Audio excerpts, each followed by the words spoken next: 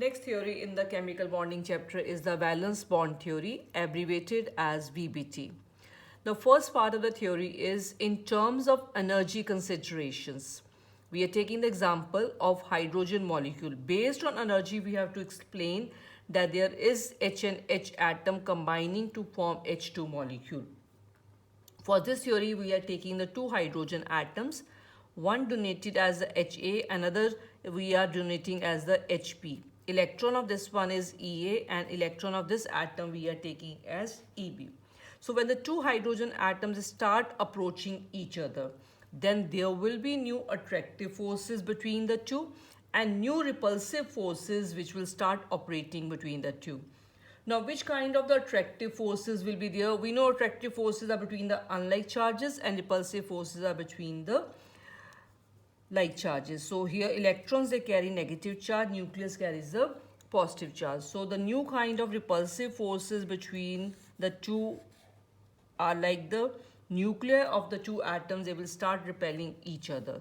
So this is the one repulsive force. Then repulsion is between the two electrons also, negative and negative charges, they will start repelling each other.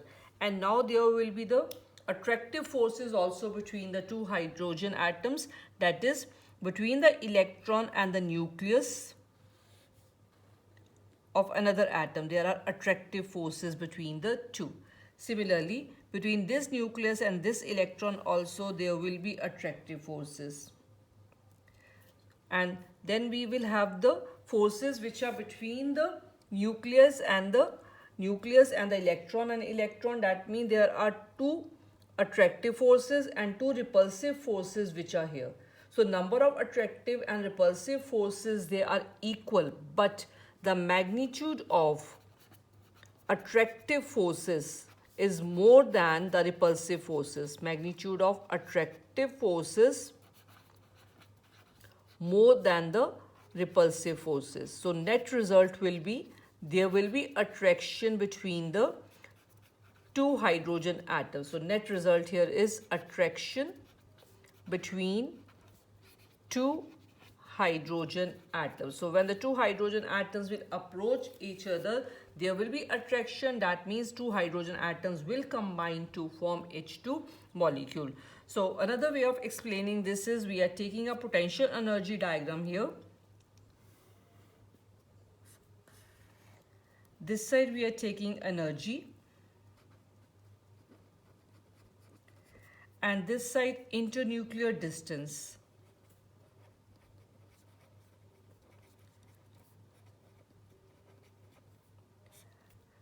At this point, let's say the energy is 0 at this point. So this is the distance of separation, like two hydrogen atoms we are taking, they are far away from each other. No force of attraction or repulsion between the two, hence their energy here is 0. Now let's say that these two hydrogen atoms, they start approaching each other.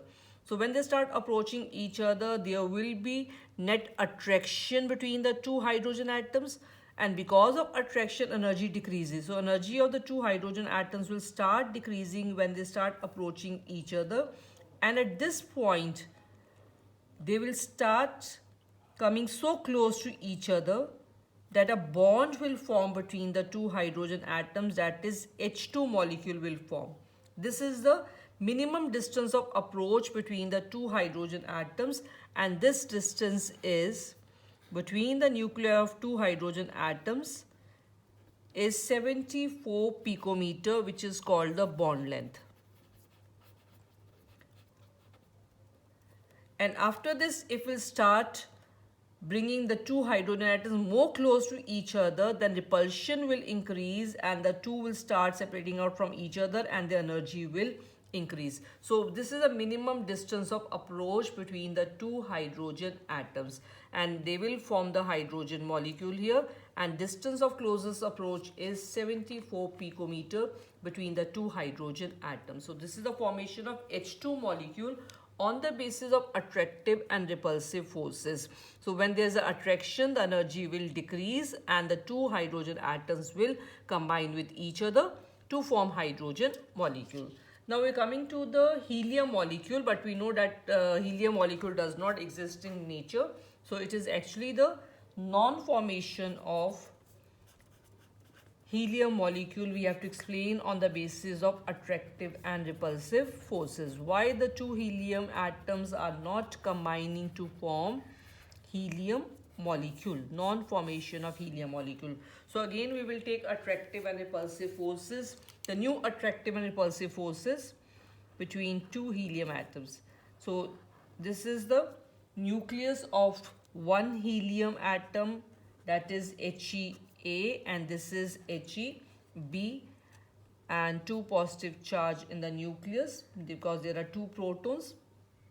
And now electrons, there are two electrons, one is Ea and one we are writing as Ea. Similarly for another helium atom, Eb dash and Eb. So two electrons are here and the nucleus carries two positive charge. So when the two helium atoms, they will start approaching each other, there will be new attractive and new repulsive forces between the two. Now which kind of attractive and repulsive forces will be here? I will draw the separate diagram for attractive and repulsive forces because number of attractive and repulsive forces are more. So in one diagram it will be complicated.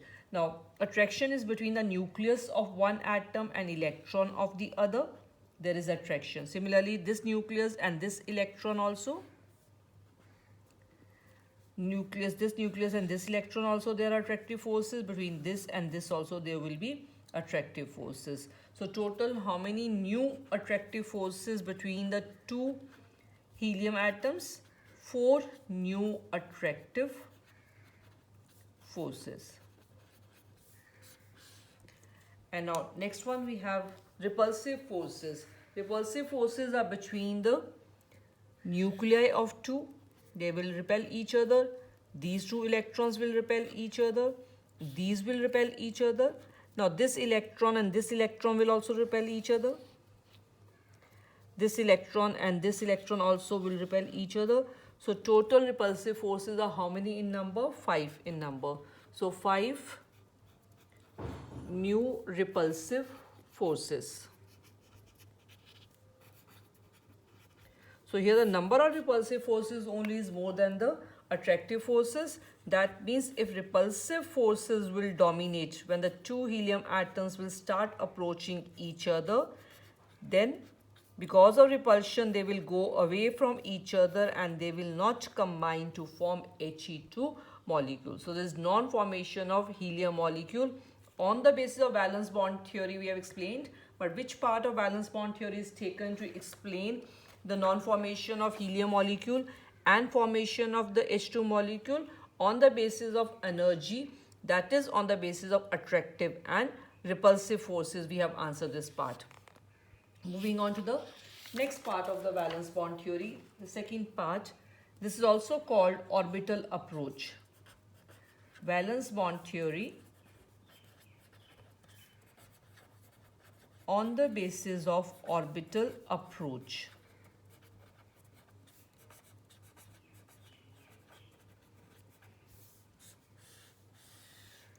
First is formation of hydrogen molecule, H2 molecule. On the basis of this theory, when two hydrogen atoms we take, one hydrogen atom, another hydrogen atom, and they will have electrons with opposite spin. The two atoms with opposite spin electrons, when they start coming close to each other, then the s orbitals of these two will overlap, and as a result of this there is formation of a molecule. So this is one hydrogen atom, another hydrogen atom with anti-parallel spin electrons. When they approach each other, their orbitals, s orbitals are here, they partially overlap. When they partially overlap, then a molecule will form, and these electrons, anti-parallel spin electrons, are in this overlapping part here. So as a result of this, there is formation of H2 molecule. So this is orbital approach. These orbitals having anti-parallel spin electrons, when they start approaching each other, partial overlapping of these orbitals will take place, and as a result of this, there's formation of this molecule. Next example, formation of HF molecule. Now two different atoms we are taking, and we will always take those orbitals in which there are anti-parallel spin electrons are there. So hydrogen electronic configuration 1s1. So its s orbital has this unpaired electron, and for F electronic configuration is 1s2, 2s2, 2px2, 2py2, 2pz has unpaired electrons. So the s orbital of this and the p orbital of F atom, they will overlap, and as a result of this, there is formation of HF molecule. So hydrogen atom, s orbital,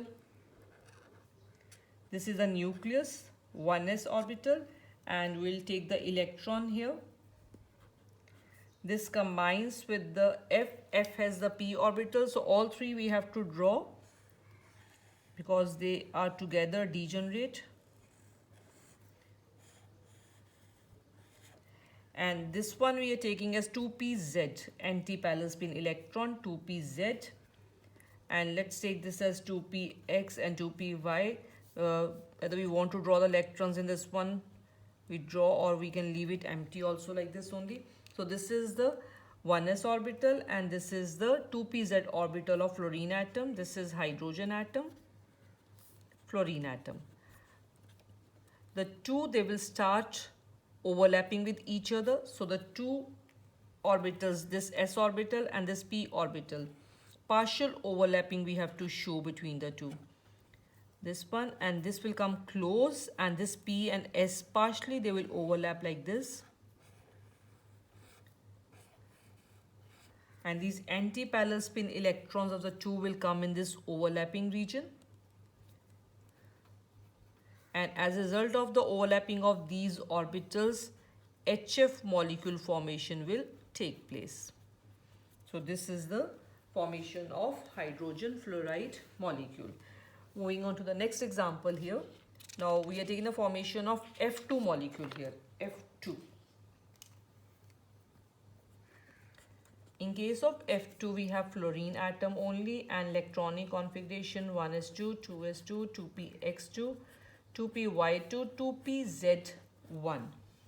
Like the previous example, we'll take the p orbitals, all three p orbitals we have to draw. While this one we are taking as the 2pz of one fluorine atom, 2px, 2py, and this is 2pz. When this will overlap with the another fluorine atom p orbital. So p orbitals of the next fluorine atom, they have electrons here in the 2pz orbital with anti-parallel spin. When they come close to each other, the overlapping of these orbitals, 2pz orbitals, will take place. So we're drawing the p orbitals of one fluorine atom, and another one, partial overlapping of these p orbitals will take place. So these electrons of anti-parallel spin will come in this overlapping region, and as a result of this, there's formation of F2 molecule. F2 molecule will form by overlapping of the 2pz orbitals of two fluorine atoms. Now we have taken the example of single bonds here. To understand the example of a double bond and triple bond, we have to cover up one more topic here, that is types of covalent bonds.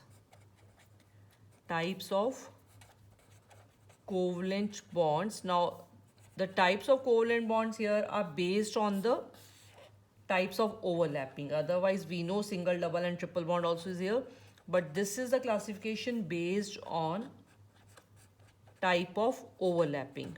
Which kind of overlapping is there between the orbitals? Based on that, there are two types of covalent bonds, sigma bond, this is a symbol, and pi bond. This is the symbol for the pi bond. So to understand a sigma bond, this is formed, this type of bond is formed when the atomic orbitals of two atoms, they are overlapping along their internuclear axis. So actually all the examples we have taken so far here, the orbitals, they were overlapping along their internuclear axis. So whenever orbitals are overlapping along their internuclear axis, the kind of bond formed is known as sigma bond. So overlapping along internuclear axis here. While here the orbitals, they overlap sideways. Their internuclear axis, they will be parallel to each other. Next after this is, in sigma bond, we can have the s and s orbitals overlapping. So this has ss overlapping, then sp and pp overlapping. While in case of the pi orbital, practically only pp orbital overlapping exists. Only when p and p orbital they overlap, we will have the pi bonds. So first I'm taking this ss overlapping example. This is like the hydrogen, s orbital of one atom, s orbital of another atom, and when they are partially overlapping, how they overlap? The overlapping is along the internuclear axis. Now what is an internuclear axis? For s orbital, any line, just suppose any line we pass to the center of an orbital, from the center of an orbital, and that divides this orbital into the two parts. This line is called internuclear axis. So even if I'll pass it from here, then also we'll get two equal parts. So actually in case of the s orbital, from any side we take the orbitals, they will always overlap along their internuclear axis, because from any side you pass a line through a center, we will get two equal parts, as s orbital is spherically symmetrical. But in case of p orbital, only this line is internuclear axis, because this will form the two parts of the p orbital, equal parts. But if I'll pass this line from here, then two lobes will separate out. We should get half of this lobe and half of this lobe. So this is not an internuclear axis. Similarly, if we pass it from here, then also it's not an internuclear axis. So in case of p orbital, only this line is an internuclear axis. So if I'm taking the s orbital like this, I will take this as internuclear axis, this as internuclear axis. So the internuclear axis of the two orbitals are in one line. So these orbitals are overlapping along their internuclear axis, and the type of bond formed is known as sigma bond here. Second is, if s and p orbital, they overlap. But how they should overlap? That the internuclear axis, they should come in one line. So if I'm taking the s orbital like this, and I'm taking this as its internuclear axis, this one I'm taking, then the p orbital internuclear axis also should be in this line. That means the p orbital I should draw like this. I cannot take this kind of p orbital or this kind of p orbital, then the internuclear axis will not be in a same line. So these two orbitals overlap along their internuclear axis, and as a result of this, between the s and p orbital, which bond will form? That is the sigma bond will form. Third type here is pp overlapping.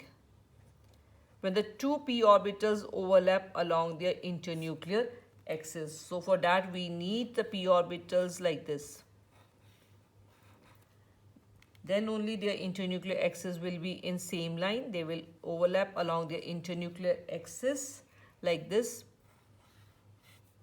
Partial overlapping of these p orbitals will take place, and as a result of this, which bond will form between the two? That is the sigma bond. So whenever orbitals overlap along their internuclear axis, the kind of bond formed is known as sigma bond.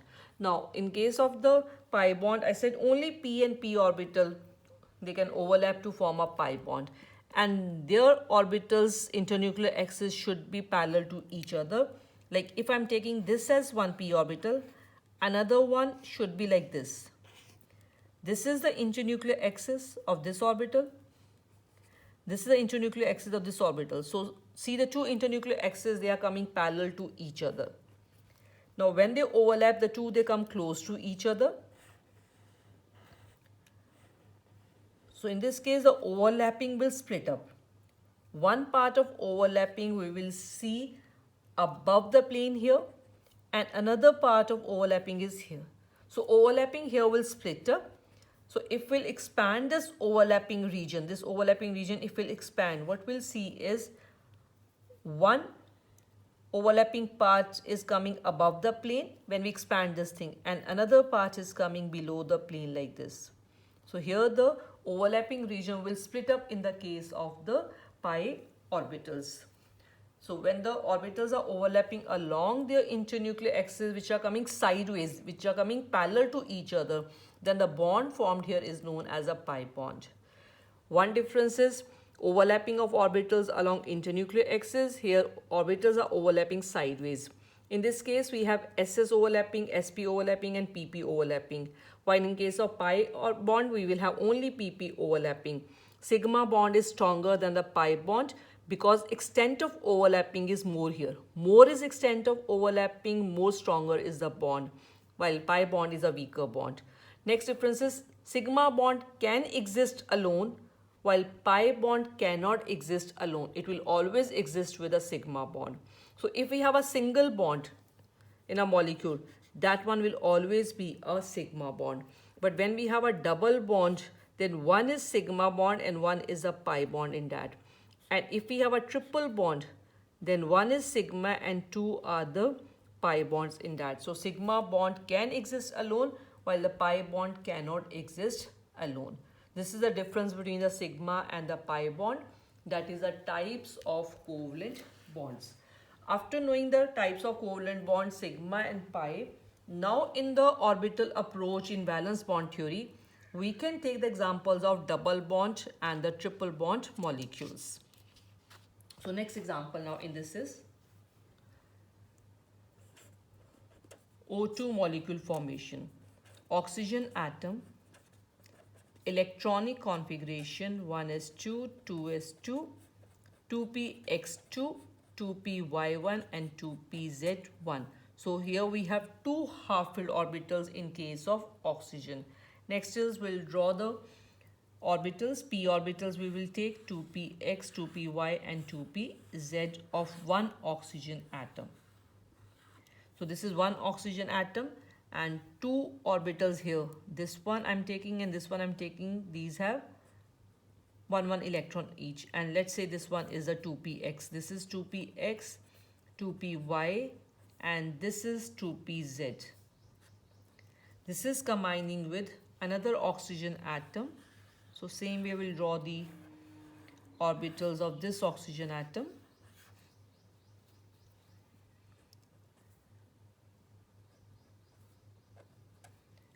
Two px, 2py and this is 2pz.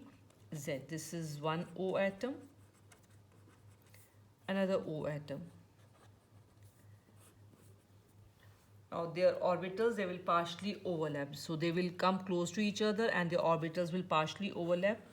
So draw the orbitals of one oxygen atom first of all like this. Another one bring close to this and this is overlapping with this one. The overlapping of these is along the internuclear axis. So when these orbitals overlap, a sigma bond will form between two O atoms. These two electrons will come here in this overlapping part.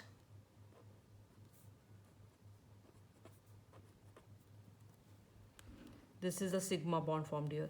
And these orbitals which will have one electron, they are overlapping sideways here. They are overlapping sideways here. This lobe is overlapping with this one and the lower lobe is overlapping with the lower one like this. So when these are overlapping sideways, see their internuclear axes are coming parallel. So when they are overlapping, which bond is formed here? Pi bond. And these orbital internuclear axes are in one line. So here these orbitals overlap along the internuclear axis and which bond is forming here? Sigma.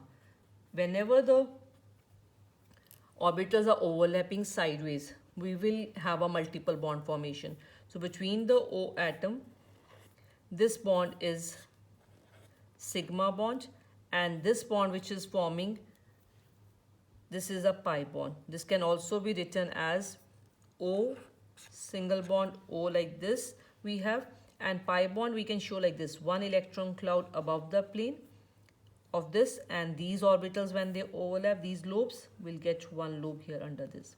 So this sigma and this is a pi bond. So double bond formation is there. In double bond, one is always a sigma bond and one is always a pi bond. Another example, nitrogen N2. Configuration of nitrogen atom is 1s2, 2s2, 2px1, 2py1 and 2pz1. So here all three p orbitals, they have one electron each and they will take part in the bonding. Orbitals of one nitrogen atom and of the second nitrogen atom, and they have one electron each.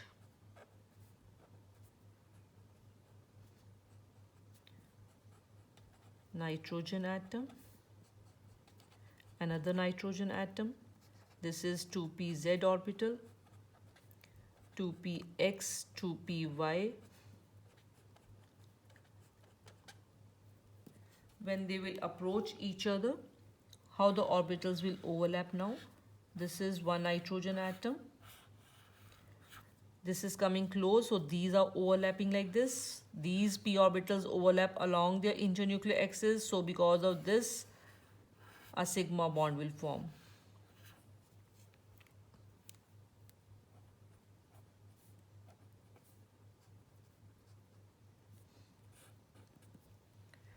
Now these orbitals here, this one and this one, they are overlapping here. This one and this lobe. Between the two nitrogen atom, this is a sigma bond formed. This is one pi bond, and this one and this one, they also overlap, and as a result of this, between the two here, this one and this one, this and this one, they also overlap, and another pi bond we will get. So whenever we have a triple bond, one is sigma bond and two will be the pi bonds here, because these are overlapping, their orbitals are coming parallel. So when these will overlap, one pi bond will form, and these p orbitals internuclear axes are also parallel. When they will overlap, we'll get another pi bond. So this is how we'll get the triple bond when the three orbitals are overlapping. And for the pi bond formation, there should be the p orbital. S orbitals will never form the pi bond. S orbitals, whenever they are overlapping, whether with the s orbital, whether with the p orbital, they will always form a sigma bond. And difference also we have covered up between sigma and the pi bond. So this is our theory, valence bond theory, complete theory, two parts. One is on the basis of energy, attractive and repulsive forces. Then second part we have done is the orbital overlapping, in which we have covered up the types of covalent bonds based on the type of overlapping, that is sigma and the pi bonds are there.